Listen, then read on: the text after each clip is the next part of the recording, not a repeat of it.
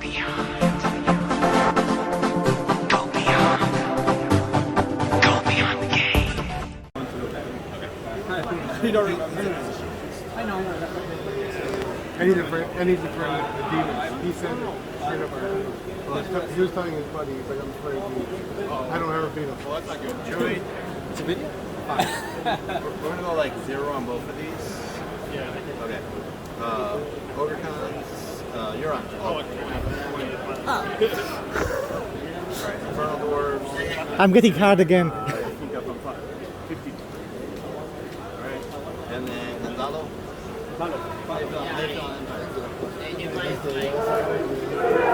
14. You're like very modest. I see that. I think could be more because the scenario. But Yes. I don't want to see you 17 because it could No, it's fine. So here's the deal, okay? Me and Chewy took bad matches. Me and Chewy took bad matches. Everybody else got a really good match. Okay? So this is good, alright? If we get this, we get capped. Okay? So me and Jesse are just trying not to get 0, alright? No, more than 0. More than 0. More than 0. One is always. So here, I'm gonna change this 0 to a 1. Just put a 1 in front of the 0. The man of the deal against 0, it passes below the table. No Okay? zero. So keep this in mind. Wait, so I can't get 20, I have to get 19? No zeros? Alright, so but everybody else got a good match, right? Yeah. Alright, so I'm hope you guys follow the matrix, kick their asses. Alright, we're fucking both on too, man. Alright. 1, 2, 3.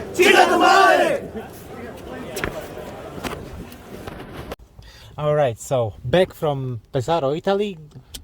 And since I have some time right now, I'm going to be sitting in the car for a while while my wife gets adjusted. I'm going to record a little video over here. Just talking about the first matchup. So yeah, if you want to skip the bullshit, just go ahead to go to battle report. I'm just going to be talking a few seconds about the prep for what goes into the tournament. Excited to finally get it done. But before we talk about the first matchup, I want to actually just give a shout out to a lot of other people that were involved in ETC than you can see on the pictures and in the statistics, right? Because when you're going to a tournament like that, it's not just you. It's not only your team, but it's also people who help you get there. And so big shout out to all of my friends from my gaming group, Dumpster Fire gaming group, and everybody that helped me prepare for the matches over there. So like Dennis and Pablo and David, Ryan, Noah, all of them people that just helped me practice all the time. Shout out to David for letting me borrow his army, because actually my army was not allowed at ETC. It was deemed to be toys instead of an army, even though they were 3D printed and all that, so whatever, fuck it. And also shout out to Jalo for helping me practice. If you watch my previous videos, he helped me practice against the EOS, but also he's a good sparring partner. If you're looking for a game to practice something, he's usually there, and if you schedule a game with him, he's gonna be there, right? It's not gonna be like, oh well, by the way, I'm sorry, I forgot. So great on that front. Shout out to Neil for booking our Airbnb and getting our shares and all that ready.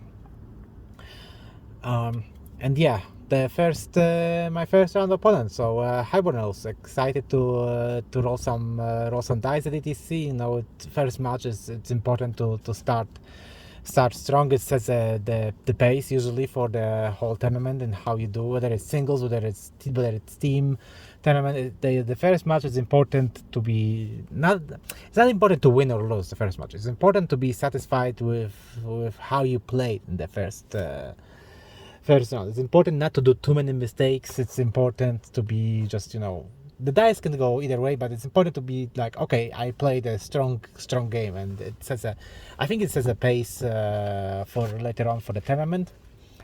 And in the pairings, I got Highborn Elves. That was my highest rated match in the Matrix. I rated it as a 17. Why I rated it as a 17? Because I didn't plan on deploying on the objective. Deploying the objective was hold the center, and I didn't. I decided that I'm not gonna be contesting the objective right away. So why I rated 17? Because there might be situations where I don't get a secondary objective. Like dice happen, my I don't know, my artillery misfires, wizard blows up, stuff like this happen, and I just can't contest a secondary objective, or I cannot win it. I can tie it, for example.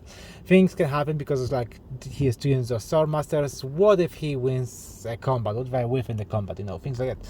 It's very hard to rate a matchup 20, just like Jolo, like a throbbing dick purple 20, because there can be things that can happen almost every time, and also this list is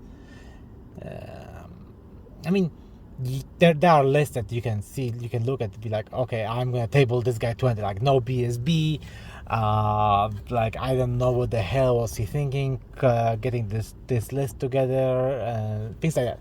But this matchup was, I don't think it was 20, and also it would help a lot if I would be able to start deploying. If I would be able to start deploying first and to go first, but it didn't happen.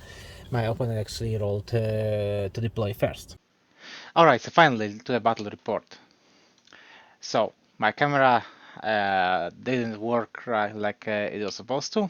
I only recorded the first 20 minutes, which actually only recorded the deployment part. And so I got only 2 pictures basically from the deployment.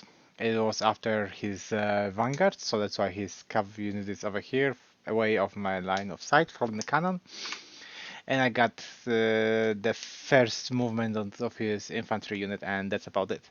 So that's why the rest of the game we're gonna have to go through pretty much a recreation on the UB of what I remembered, got from the picture of deployment and what I remembered from the game actually happening. So if you see that things got moved, oh, like he didn't have enough movement to go, or the move or things shift between, it's because this is recreation of what I remember. This is not an actual game, so it's not gonna be exactly how it's supposed to, right? So deployment. He deployed all out, dropped everything, hold the center, a normal battle line, and he deployed on this side. So I was able to choose sides. That's why I gave him the hill.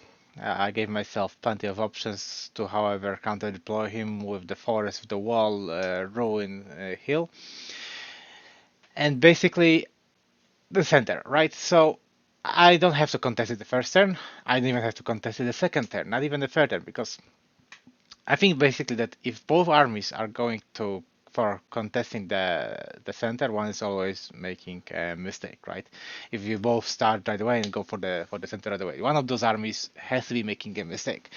And in my list, I don't have to be rushing. As long as I get it on the third, fourth, I mean, as long as I get it on the fourth, fifth, and sixth turn, I'm happy. I'm happy. And I got 2 catapults. I got a bunch of shooting. Like I can do damage to him before we get into combat, and then I smack faces like in the combat. So there is no reason for me to rush, especially since I have some targets to deal with, like Phoenix, getting rid of some of those guys, withering them down, things like that. I have to deal with those 2 units of cav, so there is plenty of for me to do. So I deployed over here. I put my cannon catapult in the ruin.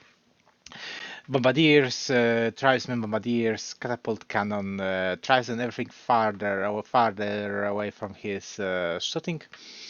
I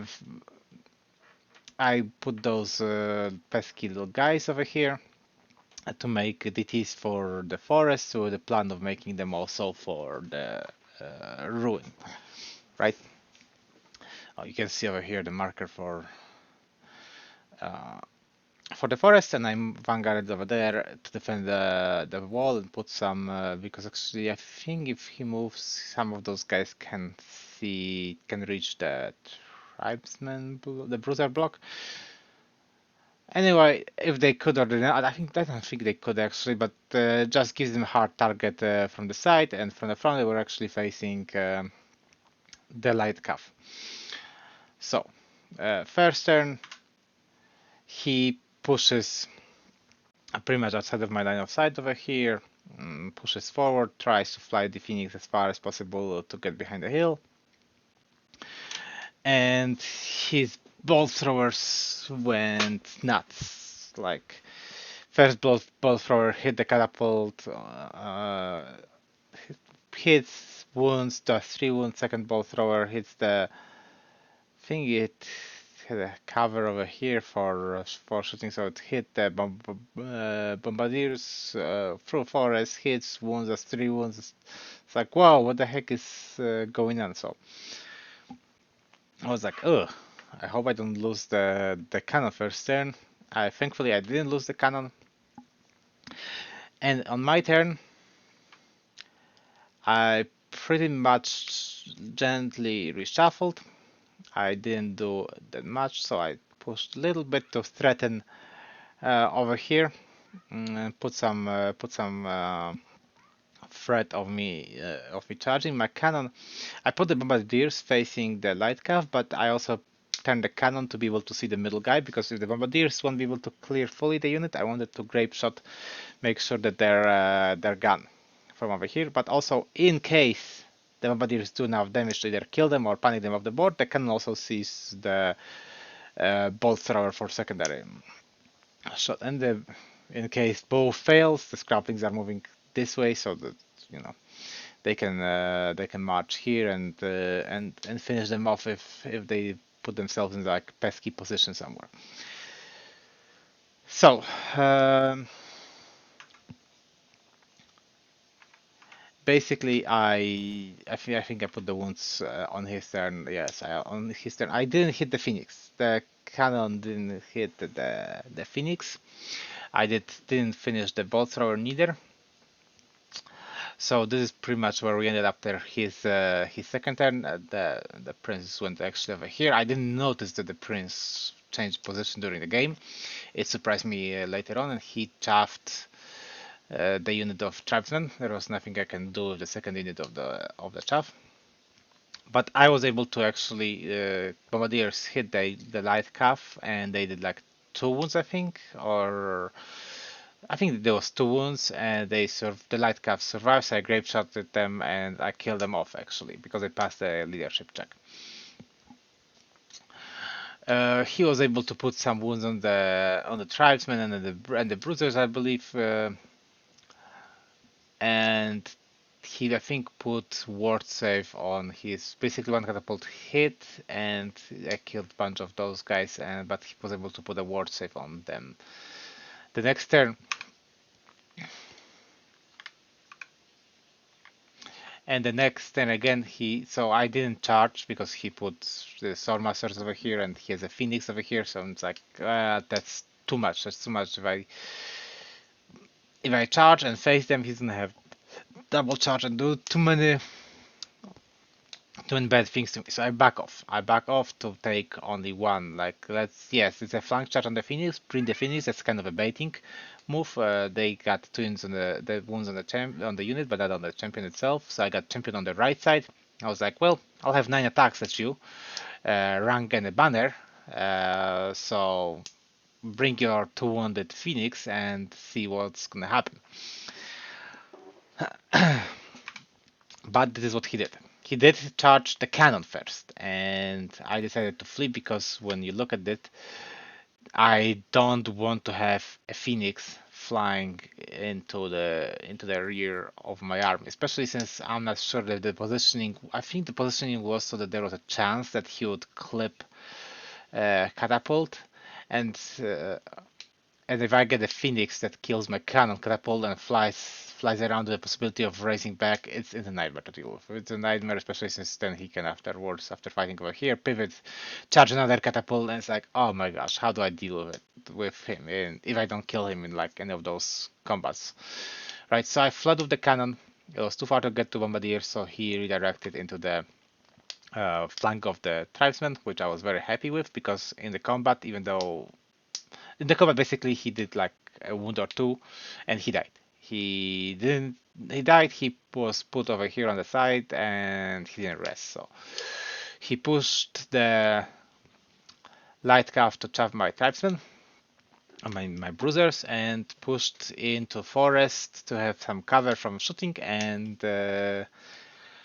bring them to be fighting either flank or flank of the bruisers or front of the tribesmen. So I was able to basically until this point I was more of a focusing on this part of the game, making sure that these guys are withered down. Catapult I think couldn't see anything else, so it's shot over here for one turn, the same with as the bombardiers. And after the combat with the Phoenix, I reformed, and in my turn, I pushed up and I charged the chaff.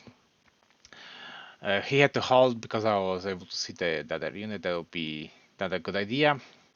I made sure to position my tribesmen so they would take the charge into, of course, front, but also leaving the masters into the forest. All right, and this is I think that part where I made a couple of mistakes. First, I didn't know that the fighting guy went into the Sour Masters, so that was my bad. Second, I mean I did put all my shooting into whatever I could into those guys. I think one of the catapults hit. I think I got some magic of them, but I didn't get any buffs on this unit. And there was a plan. I'm going to push the unit up, win the combat over here, pivot to face in case, but buff this unit. And that's the one thing for some reason during the game, during the magic phase, I didn't do. I was throwing my damage spells. I mean, I did wither down the unit a little bit, but I should have buffed, should have put things like hair tariff +1 to hit and flaming sword on the units just to make sure that like you shouldn't charge. But instead, I put the damage spells and I turned around to be able to counter charge. But that actually opened up to the very risky idea that he would win the combat, overrun outside of my line of sight, or something like that, and that would be risky. He charges, and actually, like that is the recreation of how this part of the game was after the combat. So however the movement happened, it looked more or less like that, and I slaughtered that unit. Actually, I won the combat by a lot. He didn't do so hard with his attacks and all that. I think he had even +1 to present strength. I don't remember exactly what he had, but it turned out to be inconsequential. He lost the combat and was very surprised about it. I think actually I had less of these guys. I think I had actually less of them.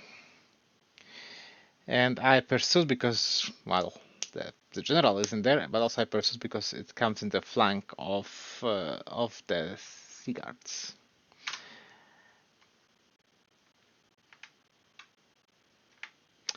Okay, so I lost the print screen that I did of that. So basically they fled behind. I didn't catch them. I ended up in the forest. On my turn, I charged, and charged. So